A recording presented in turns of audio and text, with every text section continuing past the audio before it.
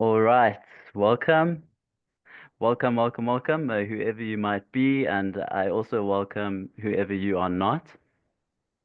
Today we are talking with Josh van Schalkwyk, the elusive mystical creature known as Scrofidopoulos. Josh is a curious mix of things, a gardening, permacultural nature boy who from time to time picks up his trade as a geologist, bends the knee to the marshmallows, pillaging the earth, and tells them exactly where to prod and poke their drills. I'm obviously joking. I love prodding at the ethical dilemmas of friends. Josh recently got back from a job in the Congo, surveying some of the jungle in the heart of darkness. Speaking to him, he sounded moderately traumatized upon getting back. So today, I joined the people in his life interrogating him about his experience there, and I hope to give him a chance to reflect a bit of himself back at us. Who knows? Conversation might save the world in general. We might gather important information here about the nature of global capital or the contradictions of a subject with a warm heart trained as a scientist and how that might make the world appear. Josh is the progenitor of the longest lasting WhatsApp group I've belonged to beside my family's. He has been a supporter of the Holy Cow since the get-go. So it's a real pleasure for me to welcome Josh here onto the other side of the recording button and to see what we might mine together. As is becoming quite a bad habit, I'll welcome you and open you with a terribly non-specific question.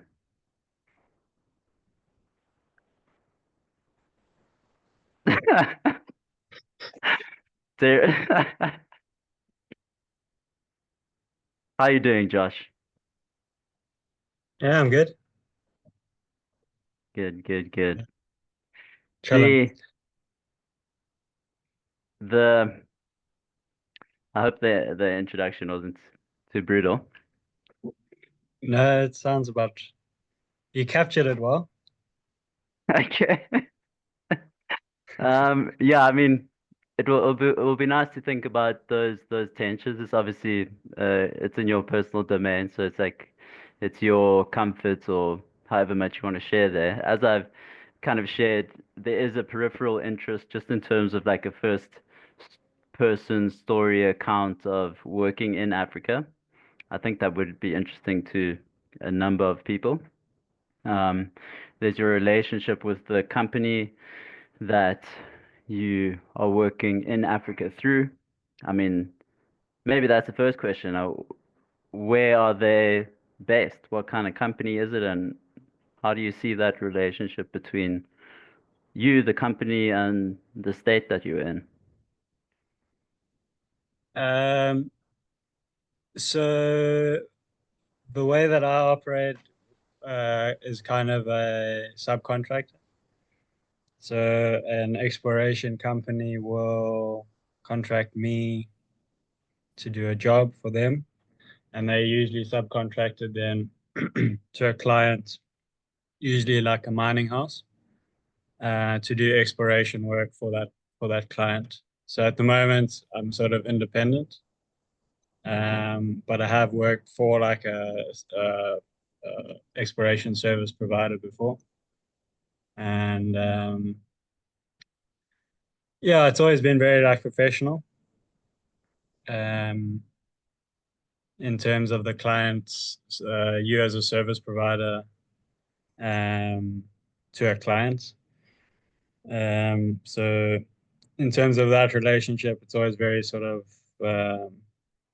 yeah professional and uh, I don't want to say like cold, but you obviously don't want to tell them all the problems that are inevitably going on. You just want to give them the results that they want and that they pay for.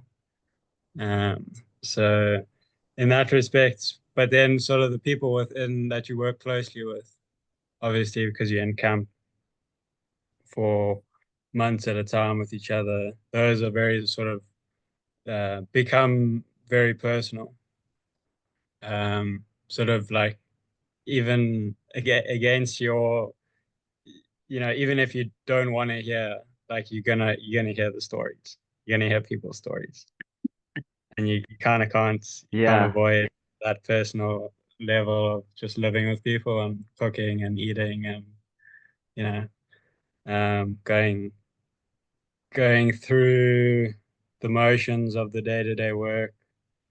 Um, it's unavoidable. You just get entangled in people's lives, and then disappear. Yeah. It's a And then, uh, it's it's kind of what struck me when you were telling me about it before. It's because it's kind of it's got this sense of it's almost like a I don't know, mercenary is the right, but it's like a tight, intimate team who's going for very concentrated work, and you're going like into the jungle. You're spending a lot of time together, but you have a clear mission as to why you're there, what you're doing. So it's got this like weird, you get all these that sort of different, I mean, camaraderie element in all of that sort of work when there's a very specific um, work order, and there's a specific target, and that you need to sort of get everyone up in the morning and forget about their lives back home and like just focus on what we're trying to do. Um, so where there's that that, there's you, that sort of there's like a unavoidable military element to it because it's the yes, only yeah, way that those things actually like it's the only template that seems to function. yeah. And I want to try it maybe in a bit like this feature of you going into the wild or into the jungles, like the particular part of the economy I think is interesting. It was I hadn't thought about it, but what you just said now in terms of the like layers of subcontracting.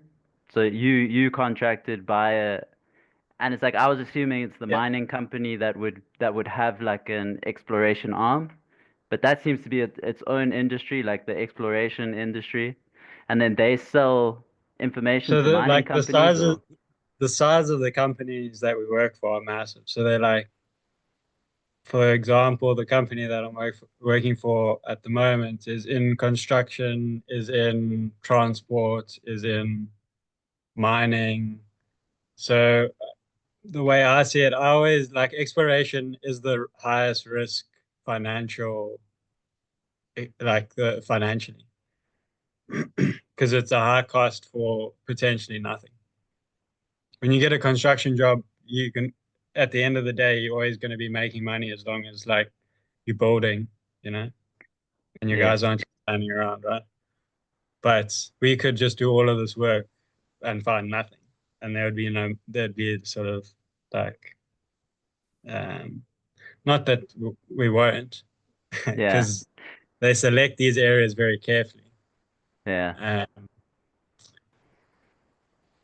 but It's yeah, just it's just it's a massive, you're part of just a massive financial stack of contract on contract on, um, and the little old me is just at the bottom.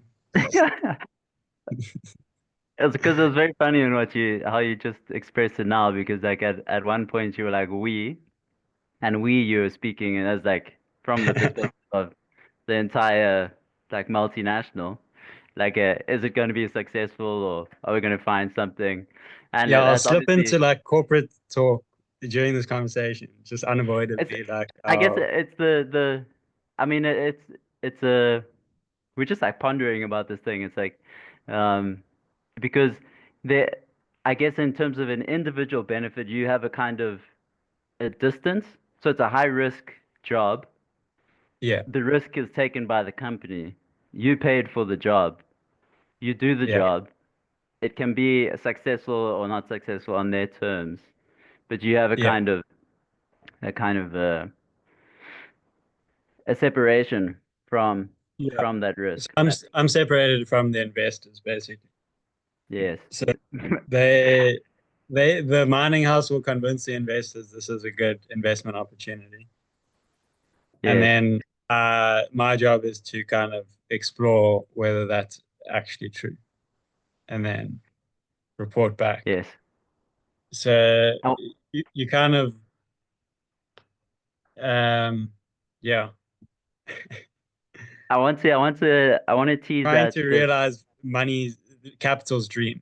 Like capital's dream is for them Mm, to invest as little as much, find a huge payload, and then use the company that they've already got, which is construction, mining, all of that, and then basically employ themselves to mine the area, which yes. they can because they've got that element.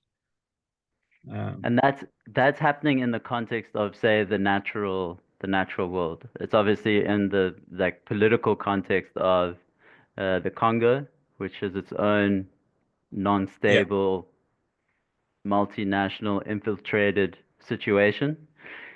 So, but yeah, what I want like every country there.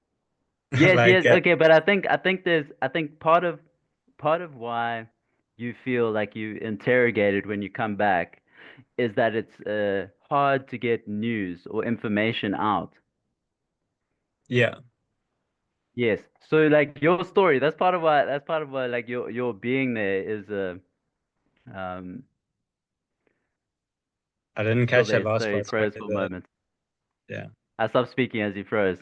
But the so let's maybe like tease this area because it struck me the last time that we spoke was that there is this kind of um sense. I don't know if you're still there. I'm still here. Okay. Like the ethical stuff, you know, the ethical dilemmas that I've been teasing you as having. Yeah, The which is like this love for your garden, for nature, for these kinds of things, and then your work being necessarily involved in the movement of global capital, specifically as it relates to like the mining industry. But when you like were a talking hyper about, contradiction. like a yes. yeah, But yeah, when you were talking about the conditions in the jungle, um, that you were camping in and working in, it sounded like horrendous. yeah, That's an exaggeration. It's an exaggeration, but it's wild. They're insects. You can't like it. It's a hard to survive in. It's not a garden. yeah, It's yeah, a jungle. It's a, so then I was yeah, wondering like how much like I guess it just maybe it's like an ideological frame that I have. You know, this knee-jerk reaction that like whatever's happening in global capital or the movement of the mining industry is like inherently bad but there was just like this moment of some kind of distance from that frame and then yeah. I was like wondering what's actually happening in that context like what I mean I don't know what frame would be the proper one to connect to but maybe this sense of like um the nature of our stewardship is a kind of a garden um and some aspects of wilderness need to be reintegrated if that's to be the case. So I'm saying a lot here, but like I want to like this what I you think called I understand the thread yeah, that your hyper contradiction. How are you feeling about it? yeah always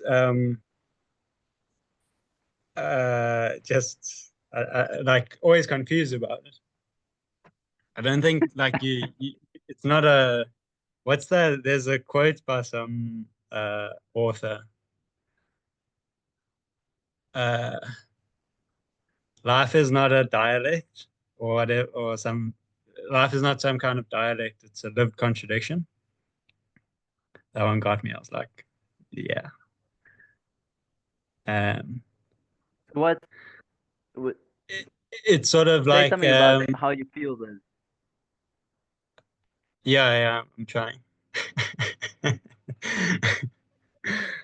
um, there's this idea of nature being like a mother this might like some of Zizek stuff might come bubbling through here. Like what's that last lecture that or one of his famous jokes is like, if nature is your mother, she's a horrible bitch. Uh, yeah. So like there's that element. So an environment like really wild spaces are not comfortable or like in any sense because we're such unnatural beings now. We've manipulated our environment to such a degree we no longer really fit in with the natural world in a sense. Like for us, comfort isn't that, and I don't think it ever was. I think there's a reason like the human species has been on that trajectory. It's because it's like running from whatever hell we came out of, in a sense. Like nature's not your friend. Nature's not gonna treat you fairly or with any human rights agreement in understood. You know, like that's. But so out of that, then sort of the gardening is sort of like that. There's that element of stewardship, but it's in a softer environment, an environment that's still under your control in a sense. Um, but I've been looking around the garden. I've been like, we need to trim some of these trees back, you know. Like, this is getting a little too, there's always that sort of like, I want a nice wild garden, but I also want like that manicured fences, hedges and like that sort of like 2-inch high lawn. There's that aesthetic that's sort of built in to all of us. Is sort of a controlled nature is a tame one that's still productive but not antagonistic anymore. So that's what like the gardening is a sort of um, attempt to capture the potency and there, but sort of subdue it in a sense. Um, and I think farming has sort of pushed that in an extremely, in a hyper industrialized way into sort of the situation that we stand with today is up like control every element of the food growing process as possible and keep nature out of that actually. So I think there's like ultimately there's a war against nature, the primeval understanding of nature. There's always been that war since we harnessed fire. We've been manipulating our environment to benefit us with self-interest, whether that's to increase grazing or to burn down a section of the forest so you can plant cassava and chilies and bananas and stuff like that. So, um, but in the same sense, like yeah, you sort of get um, get to the point where there's none of those wild spaces exist, and that's a problem. Then that's a problem because then you can't just have all everything sort of that's the anthropocentric view is that we can tame the whole of nature and we can have all of the abundance tied up, but like you can't. You still have to have places that you can go that people don't live there. People don't, they talk about that place in folklore. It's too scary. It's too like dangerous and don't send the children there. They'll disappear. Like, um, like I was thinking today, like all the old German folk tales, always sort of nature is like is a danger. There's wolves and there's shit in the forest that if you get lost, it's bad. It's bad for you, you know. Like it's gonna be a bad time. So meddle with it in a sense. But that's because the forests of Europe used to be really dangerous and people didn't go there. And only strange folk that dabbled in strange shits lived out there, you know. So um, I think if you lose that, you lose quite a bit in terms of its environmental stability as well. There should be places that we ought not to go. Yeah, I mean, even Yeah, like reflectively, like part of the interest of the people in your life around where you've been, it kind of reflects that. It's like you've been on the edge of this space that we never kind of uh, we don't often actively include it in how we're thinking about things, like a really wild place. But yeah, there's something like almost life-giving by the fact that they are, or there is a wild space, and there's something yeah, about even like just the fact of like a contact with a category like that, like a category of something very different that also is very um,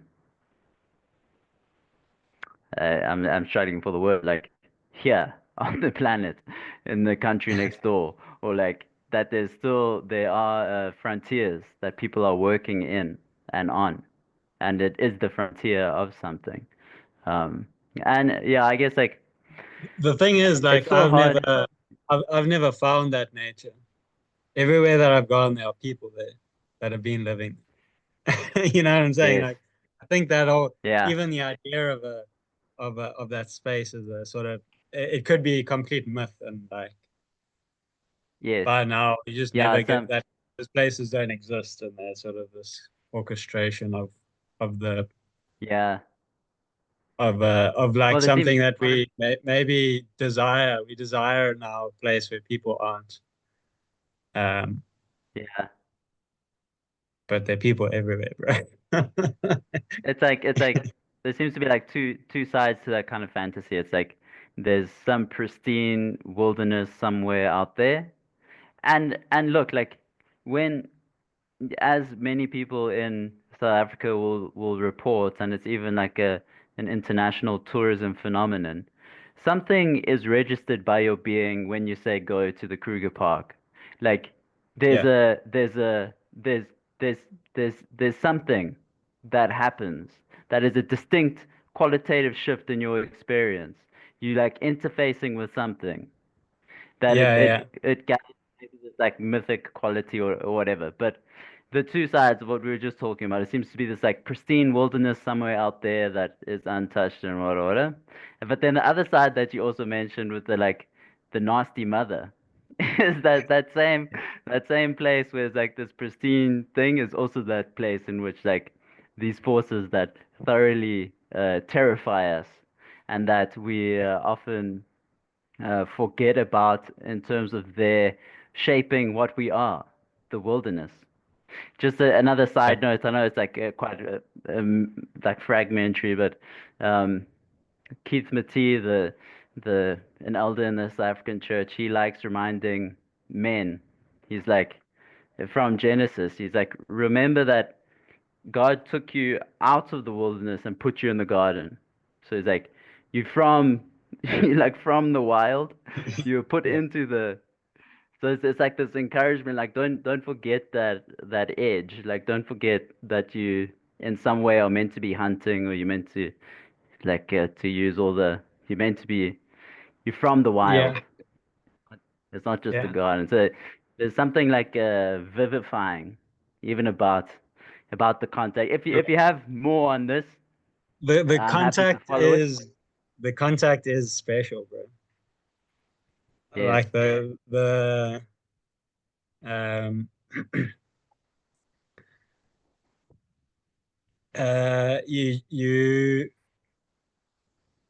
I don't know, you get to deal with a real sense of fear and responsibility, like your own responsibility, and then obviously responsibility of keeping everyone safe and like unharmed, and you know, get the job done, but everyone needs to go home at the end of the day, kind of thing.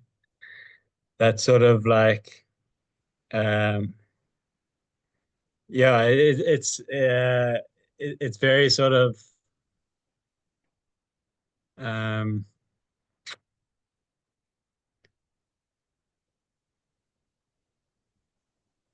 I don't want to say, but like it strokes the ego to a certain degree. Every day that you get out alive, you feel Okay.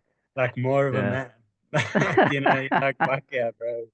We got through that day. That was a shit day, and we back. Um, Yeah. so there's an element of um, yeah, you get to play on the edge a little bit, um, which is always very yeah, it's revitalizing. And Yes. like I had a boss who always used to say like exhaustion is the best drug you can buy, and I think I agree with him. Like there's something about really like physically destroying yourself. Like that's that feels so good. Um, yeah, I'm Yeah, just that's thinking of like a hard hike we did the one day, and then we like sort of crested this ridge, and like looked over the whole forest, and then walked like, and you could like we knew the hike down was back to camp, so it was just like like like some like it couldn't have been that steep or very high, but it was like it'd been a long day and it's bloody hot and sort of just getting over that ridge and 1 minute, like 10 minutes can be the shift in like people are super sad and bleak and like we just want it to end. And then 10 minutes later, everyone can be in this weird state of ecstasy over something small, like, I don't know. You had an extra like rehydrate in your pack and you like hand it out. People are like, oh yeah, it's I next thought you to were your gonna say something small like a sunset.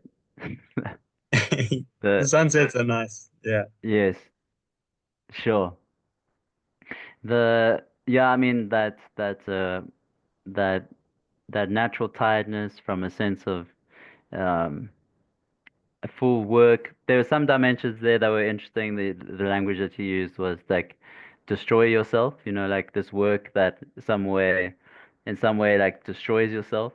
Um, I think there's high stakes in that very idea in terms of how we go about things. Like one way that might be spoken about is like a certain death drive in us. So this uh, this reframing of or capitalism, this idea that it's not driven by self-interest. It's like Mm. the successful capitalists are the ones who destroy themselves, sacrifice into the commodity. That's how you like a successful capitalist. Like Yeah. you evoke that quality you just named of this finding a context for work in which you are willing to like destroy yourself. You find an enjoyment in that quality of some kind of Yeah. self-destruction, giving yourself to something. Um, that is the Or like, that general desire is co-opted. yeah, yeah. I think, Could have said like, well, if you're gonna kill yourself on my project and go mad, bro. And like work for me so that I can yes, benefit from that drive. Like if like Red Bull benefits from adrenaline junkies. You know what I'm saying? It's like if you want to jump out an airplane, do it on our tickets. Like yeah, yeah. let's slap some Red Bull wings on you and Co the co-opted, I think that, or co-opted, or usurped, or perverted might be a way to like yeah. and I mean this is it's the mechanism. I'm actually surprised this is coming. I'm surprised and not surprised that this is coming up in the conversation because like I think the mechanism that we kind of like circumambulating here has like intense ramifications. So maybe like this the it is very much the engine of our activity. So Yeah. like whatever it is that manages to become that thing into which we put this kind of drive that like is excessive of itself, that takes us beyond what would be spoken about as like the pleasure principle. It's this commitment to something that takes us even beyond that assessment that is like I want to avoid pain and I want to move towards pleasure or comfort. There's something in Yeah, us yeah, that supersedes that. So yeah, then it's like the what we put that energy into or what we put that drive into is then of like yeah. intense. So then now your story. You have It should ultimately be the like it will maybe be the most important thing that you do. The death drive drives the most important thing in your life, in the potentially sense that you'll give up a hell of a lot to appease that or achieve. you you're helping me understand because it's it's not only appease, it's like we enjoy that. There's a Yeah, truth about us enjoying we enjoy that drive. It tells us something about something, like the fact that we can engage or work in that manner.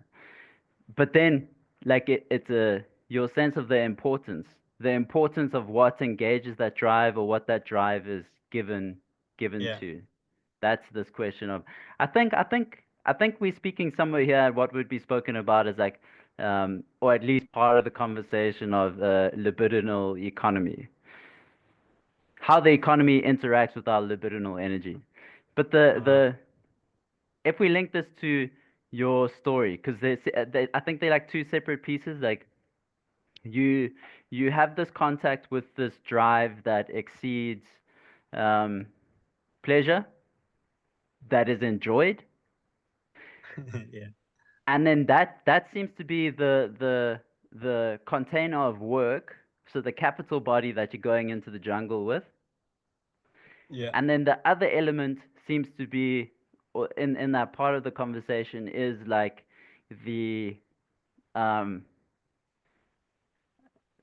the labor of a day-to-day existence within a wild space like a jungle is itself a kind of work that gives this natural exhaustion that is this like you end the day with this sense of satisfaction or tiredness, like you sleep well. You sleep, yeah, yeah, you- yeah. so it's like You I so I've never slept better than when I'm like out there. so what do you think about those two dynamics? Like the reason why and your capacity to stay in the jungle is because of the capital body that is putting you there. And then there Yeah, is also like can they exist apart? I'm trying to tease them apart in my own mind. I'm not too sure because it's like it's not like the yeah, holiday camper because at like the Kruger. any other form of exploration, I would also do that. So it's just because I'm a trained geologist. It's because I have a degree in geology. That's what's and that's to be frank, that's where the money is. So you can explore a lot of things, but finding gold is one of the best payoffs. um, so there's the will to explore and the fact that I was raised the way I was and the way I am. So I can work out there because I feel like I'm doing work. If Yes. I were to like academic work is much more challenging for me because it doesn't feel like work. I don't feel thoroughly spent, even if it's like mentally. Then I'm still like twitching. Then I'm still like Yeah. uh, it hasn't sort of physically. I don't drink a lot of water when I'm at home because I'm like, Why do you want water? Like you haven't done anything today. What are Yeah. you doing? But I'll drink like way. I'll have way. You know, I'll be quite well Yeah. hydrated. I would have my water bottle. It's sort of weird. I function. I feel like I function better out there when Yeah. things are Yeah. a little bit um, simplified in a very complex manner. Like it's complicated day-to-day stuff, but it's a simple. You eventually know all the 20 names around you, and you know who does what, and you do the same thing every day, and you chat shit. There's no sort of there's not like I need to run to the bank. There's less confusion among the humans because everyone's got a job and you do the same thing every day, and then you go to bed. So it's There's, just a simplification that's real, like really enjoyable. yeah. I mean, there are two things I want to pick up there. It's like the one is just like um to I mean your dad is a field archaeologist, so he spends his work has been in the field. So Yeah, there's that that basic inheritance on your side, like this yeah. a framing of what work means. Um, but it's the the other point that is part of the big takeaway for me from this conversation was like the sense of the necessity of that feeling of work. So you're even reporting like in some contexts, you feel this the word that just came to mind was a kind of like alienation from uh for lack of a better word, like the feeling of work, even though you're engaged in something, but you you're doing it, but you have this. I know for like as as I try and mediate this online existence, and as I do want to have something relatively sustainable online, part of because of how it can relate to different local contexts, it can be carried on in different local contexts.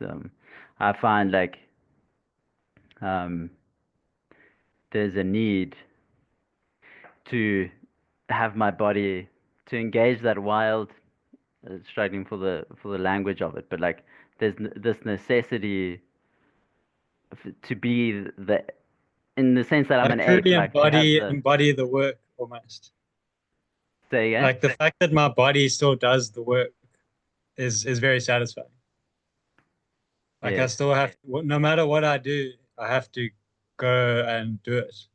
Like I might get someone to dig the hole and serve and stuff like that, and things that yeah, I'm like not physically super capable of doing all of these things and still being alive. You know, like you need to share the load a little bit. But um, like even with the gardening,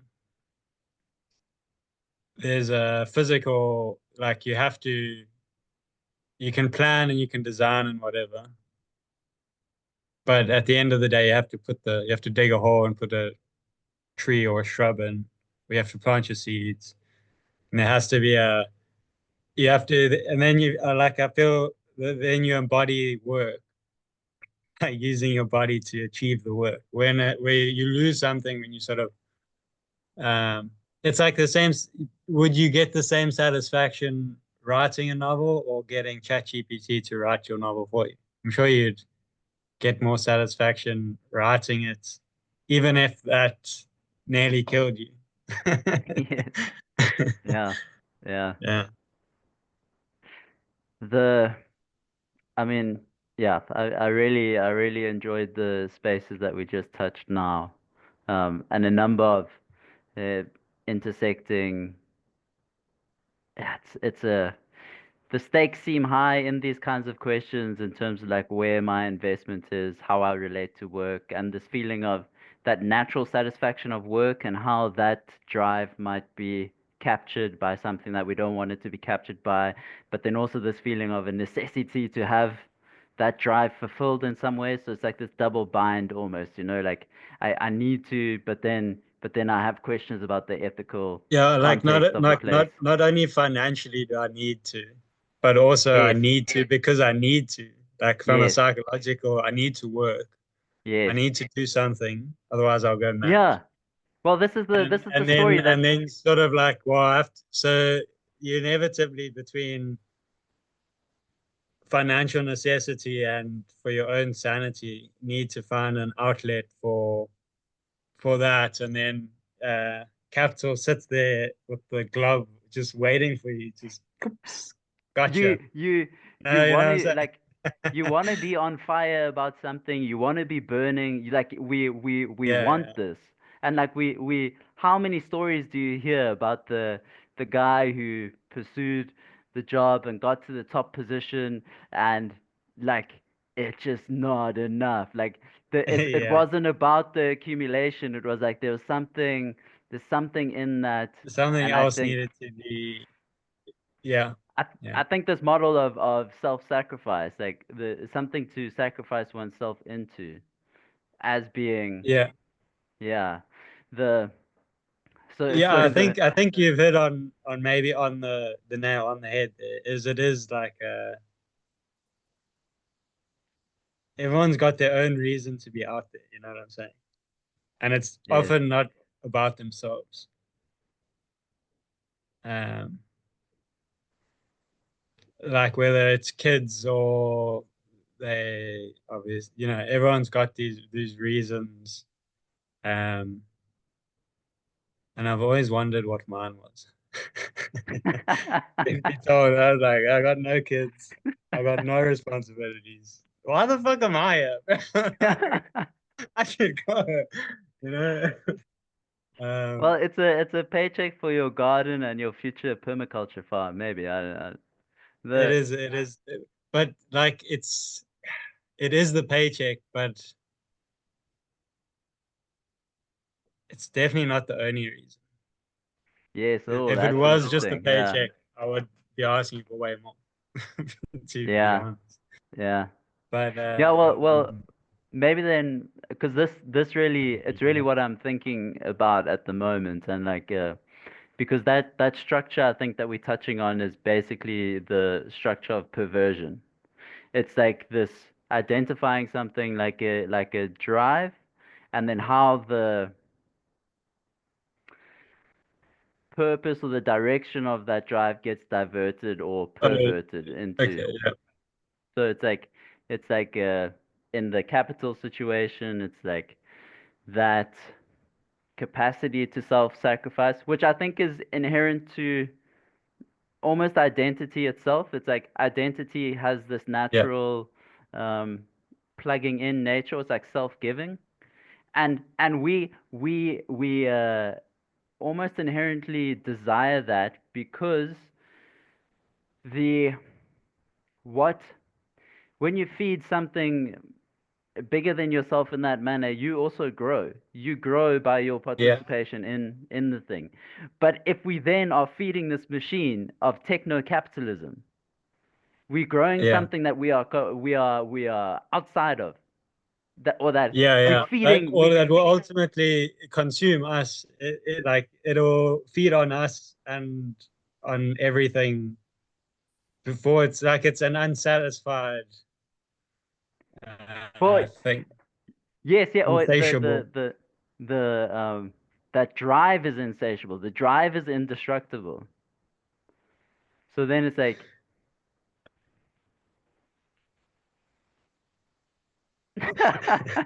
This reminded me of this. It just reminded me of a thought I had the other day of like,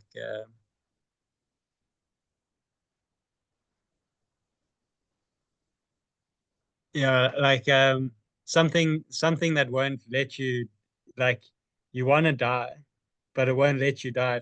Like it won't let you die. Like, if capital could, it would keep us alive forever, just to work. you you mentioned Zizek a bit earlier. Um, I think this quote is Like, coming from sorry, yeah. this is I'm gonna ruin this whole conversation, bring up like Nazism. So there you go. It's ruined. I'm happy with what we got so far. Though. It's like they were anti-capitalist in a sense that they killed they had this they could have just used Jews in factories and made them like untouchable class like in India, like just good for labor and sort of a real subset of society. But they expended energy that could have potentially won them a war for their own existence by so like they made bad economic like they made anti-capitalist decisions based on ideology. So like someone was saying to me that I think it came up in conversation. I was like, well, yeah, like the Nazis weren't these perfect capitalists. So I work with some like fascist sympathizers. So I have these conversations uh, around the fire and On whatnot. the fire, Yeah, yeah. you work with all kinds of people, really. But I was trying to make the point that they weren't like very good capitalists, nor were they very good at winning wars. So like to Well, I take them, mean, to take so so someone that takes their qualities and tries to sort of like he sort of likes their style. And I was sort of explaining that you picking the losing side first of all. Like don't pick the losers historically to run your template off of. And they effectively were anti-capitalist and ideologically driven psychopaths. So we shouldn't the I mean, take any notes from that. I have a few points there. They're not they're still kind of active. I don't have a firm grasp on them yet, but like a few kind of coordinates around this bit. The one is that like you misunderstand Nazism if you don't um Actually study it. understand its religiosity or that dimension to it. That that um yeah, that I guess the ideological nature of it, and it's it's tapping into something essentially religious, the drive, I guess. But that the point more is just a distinction like between anti-Semitism and other racisms, you could say.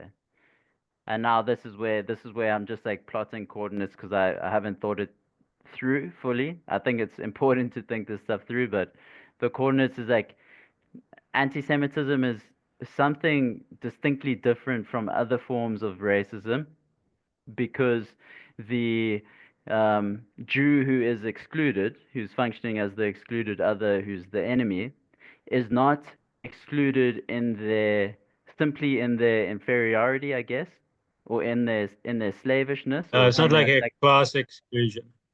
it's It's not it's like a it's the fear that they are a secret master, and that's part of the propaganda. It's like uh, they're behind the scenes pulling the strings.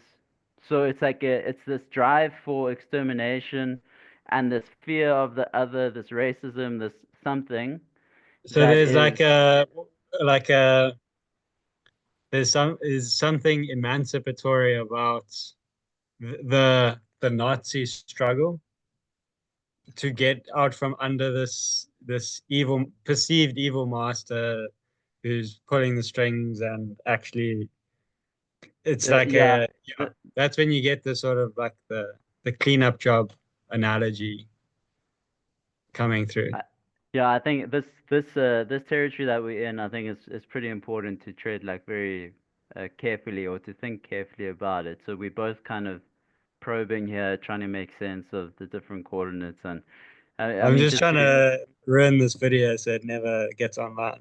But it's definitely going. There's a fuck. the the last the last what was that We've the wasted 10 minutes on Nazis already. We should just leave this alone. Okay, the last coordinate that I Okay, don't know yeah, if I'm yeah. going to be able to Go for it. explain. Go for No, it's appropriate. I mean, the coordinate will say why it's appropriate that this followed the conversation that we were having. Is that the sense is that there is a potential in which the um, okay, I'm going to say it as a coordinate that I don't fully understand yet. it.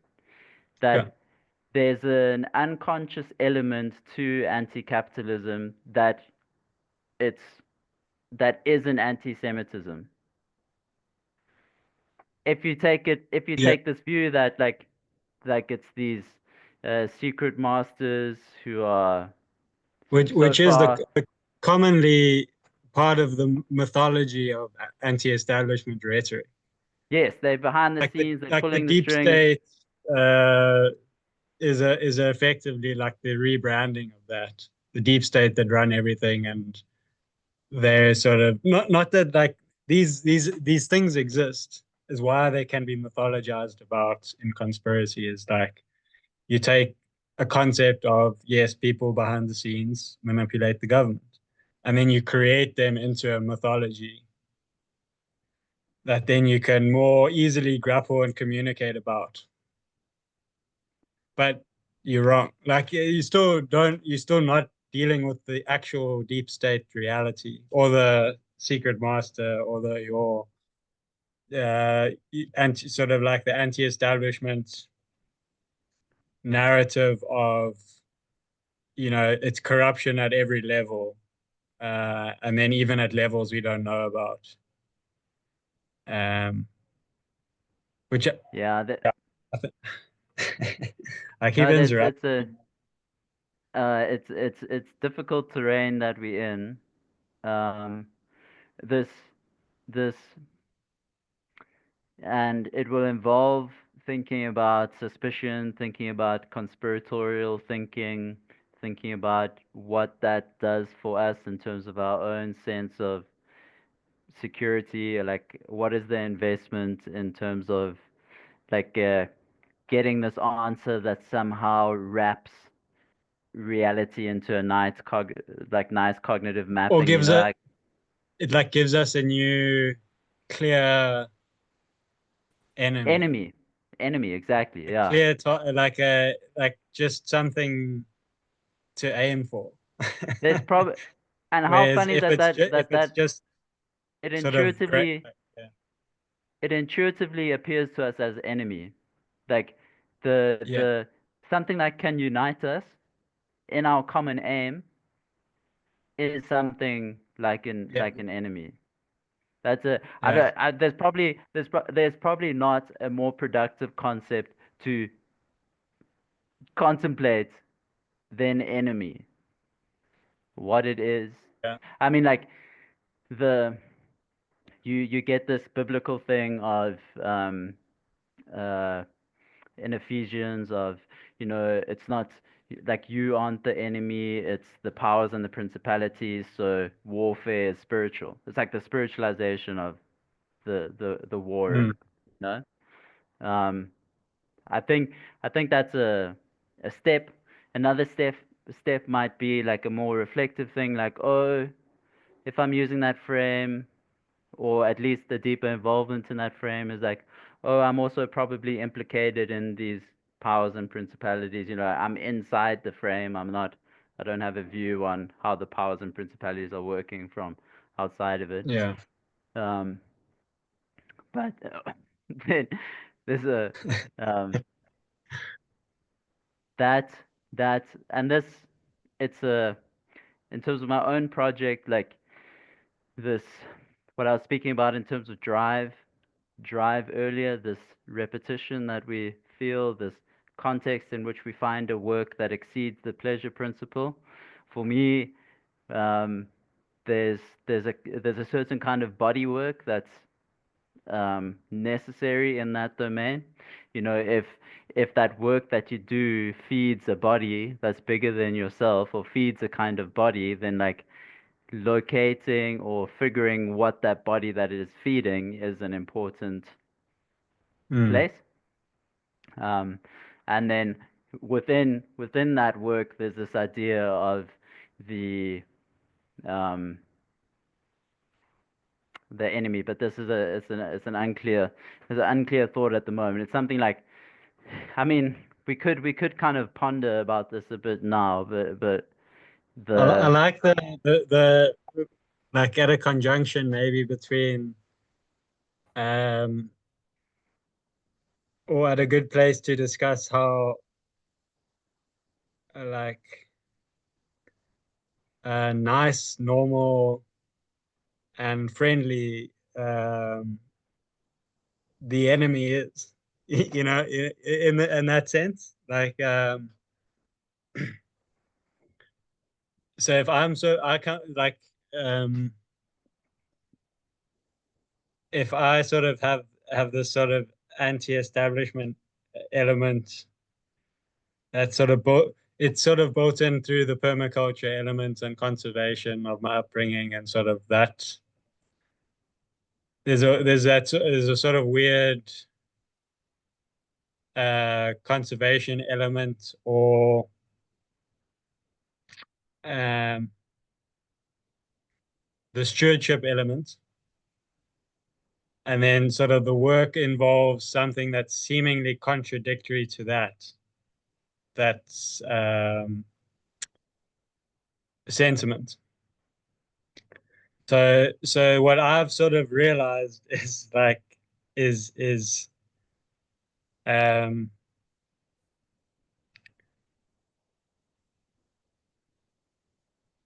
the enemy, which if I was fully out of and not engaged with capital, I would perceive them as fully enemy, as in like they're probably terrible people. They do horrible things, and their whole existence is, you know, terrible. And because they just like perform a function within the world. Um, and then you meet them, and they're like really nice, friendly, go on holiday, like you know, like you can be.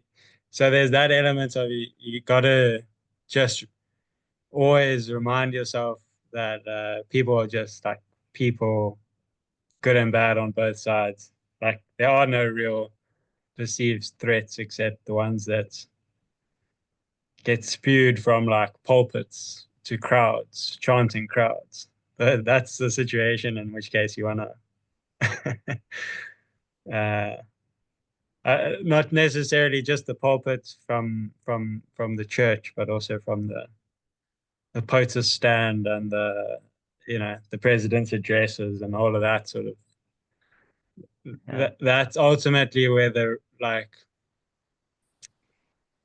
people that you meet, even if they're doing things that are like um, perceived as sort of like you know environmentally destructive or um, yeah, they're probably just trying to like feed a family member, or at worst, Yeah. they're trying to get their second car. Like we don't meet the people that are running the show. They don't live with There's us. a there's the They don't secret live. Yeah. there's They're the not- dynamic of like this secret other running the show, you know? It's like, but this Well, I mean, what I mean with that is like if someone's sort of managing a service provider that's working for a mine, that's not like that's not your number one guy. Um, mm, like the board members of Anglo American and Barrick and Rio Tinto, these mega mining houses that that can actually they stand with the capabilities and um, the they can ultimately make the decision to do something wrong or right. Like it's all on them. It's on no one else.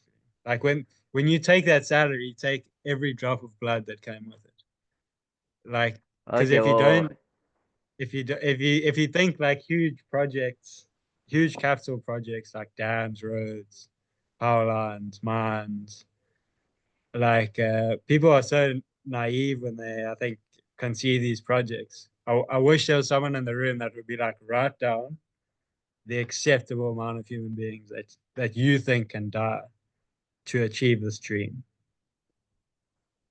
Because there will be a number. You just write The down the one you want that you think you're gonna okay. You know what I'm saying? there's this like if I were to take a direction now that would like press into you a bit, I would push the question of like this thing that you're tracking in terms of the other that is in the position in which there's finally maybe like the seat of blame, or like that's making the movements, that's like that's making the decisions for the like that would be uh, a highly productive path to go in terms of like who is the other. There's this idea that there isn't like there isn't a there isn't an other there. There's in some way like the fantasy that there is. That maybe does Yeah, something like yeah. In a sense, yes, because that person would disappear, and the company at the end of the day is it's or the corporate structuring yeah. The becomes immortal after a certain time period. Not immortal in I the sense that yeah. you can plug in another CEO, you can plug in another uh, like a it's plug and play because it's already set up, it's already functioning. The HR Yeah. department already knows how to get a new like it's like an old government. Like an old It's it's government and it's just inhuman. Yeah. in any politicians and It the has the structure sense of is it has it the just sense is changed. it has the sense of this having some kind of autonomous existence, but you also want to like critique that and you want to say like we like it's difficult because on the one hand you don't want to put onto the individual the entire responsibility of this whole movement, like this that's like the climate change and like the pillaging of whatever is like my individual fault. It's the Yeah. outsourcing, or it's the It's but then everyone and at the same yeah, time at being the same time you don't want to like mythify or inappropriately posit an existence to this machine, like the what you call like the immortal company, essentially. Like there's some kind of like and this is a I guess this is why people point often to like critique and to theory. Like there's this idea yeah, that there's a position that can appear impotent, but it is also a position from you which you can like see and then say what's going on, like what the parts involved are in terms of yeah. what they're doing. Um, ah, the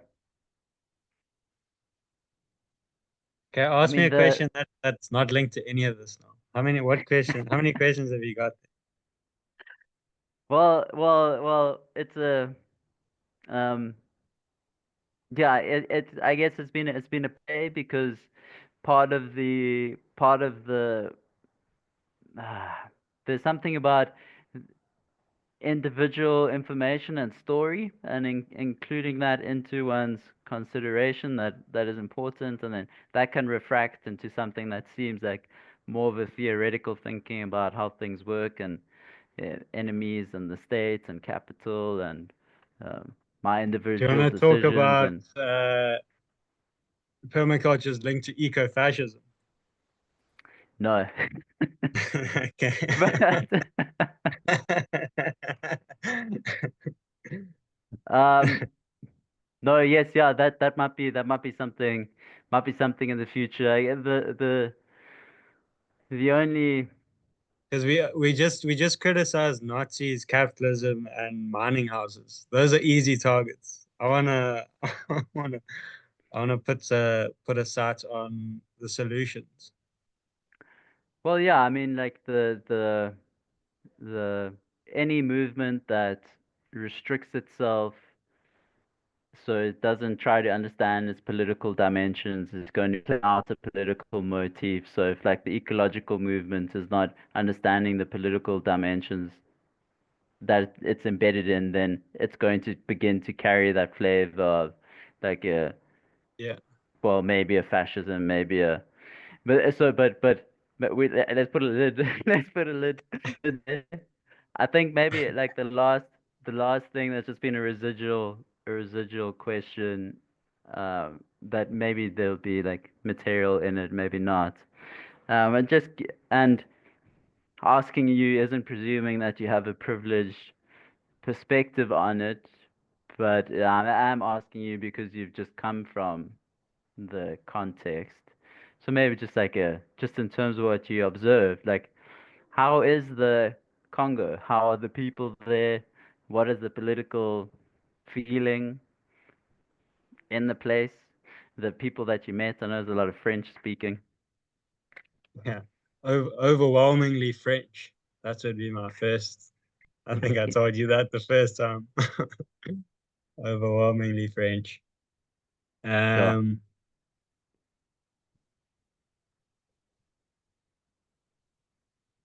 People are pretty serious, but I think that's it's a pretty serious place. It's like shit's gone down there. I don't think I was expecting everyone to be sort of smiling and waving. Um, but it's just a different flavor of the same sort of poorly run African states, barely keeping off the red list or the black list or whatever. And just trying to people are trying to live, bro. Mm. Selling SIM cards and food at the market and hustling. And yeah, it's a bizarre place as always, but I think you kind of know the templates. Like, yeah, whether it's one country or the next, they all end up kind of looking the same. But this one was in French. Um, Yeah. the people are pretty nice. Um, just like general people are people. Then when you're buying bananas, they're not gonna shout at you. You like doing them a favor. Yeah, that's Um, the sorry to interrupt, but just to put the like this you mentioned it earlier as well in terms of like you meet this uh you meet someone and you know that like the system that they're involved in, or you have this like negative view of it, or like you meet the evil capitalist is the yeah, expression.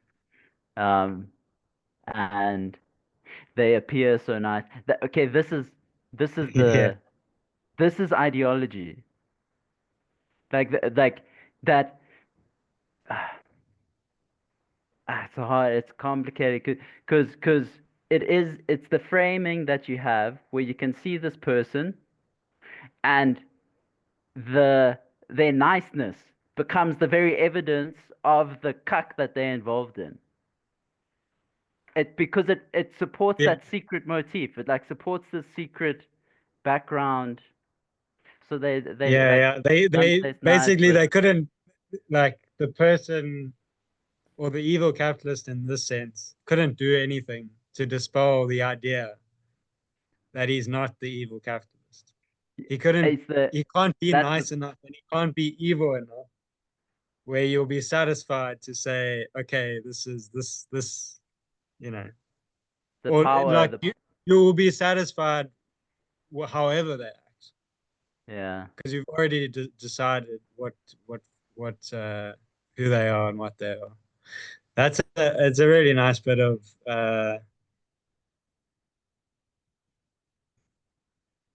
yeah, just things that you sort of um especially when you work closely with a lot of people eventually is how you kind of figure out that through whatever means we all arrive in some place together doing whatever Yeah. we can for ourselves and yeah Yeah, it's there's a people also don't like a lot of people don't they carry around ideology but they are it's sometimes so easy to break it. You just show them something and be like, this isn't how you thought it was? And you're like, no, it's as easy as that.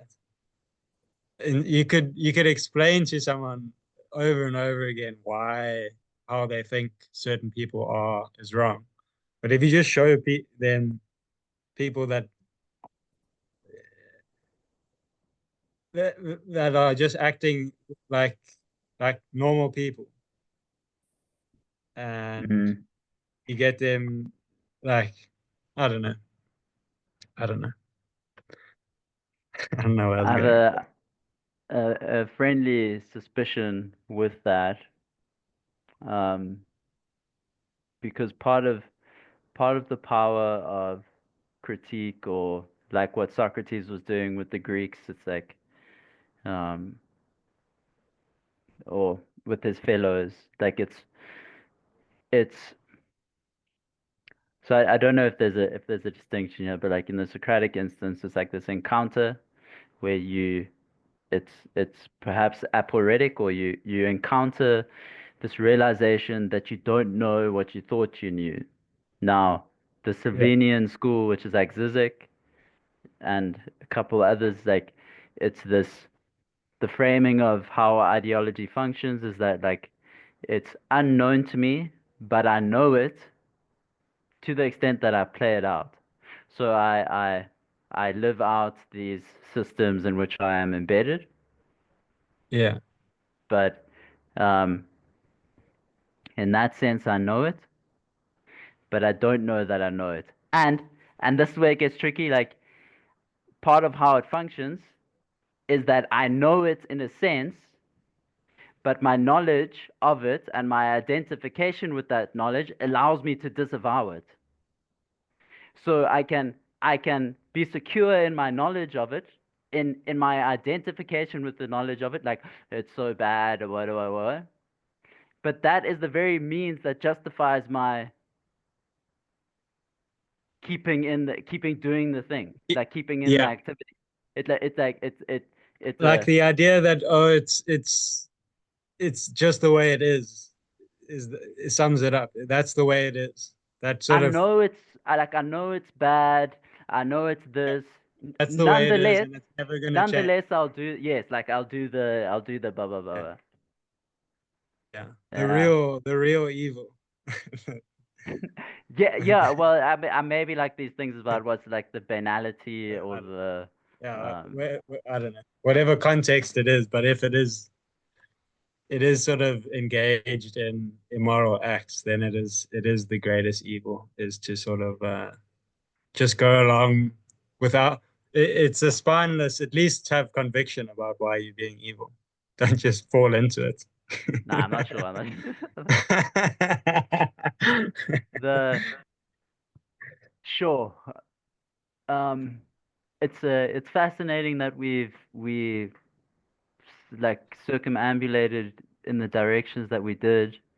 Um, there is there's this uncomfortable sense, which I think is good, that like we're getting a sense of like a landscape, but it's like not sure exactly.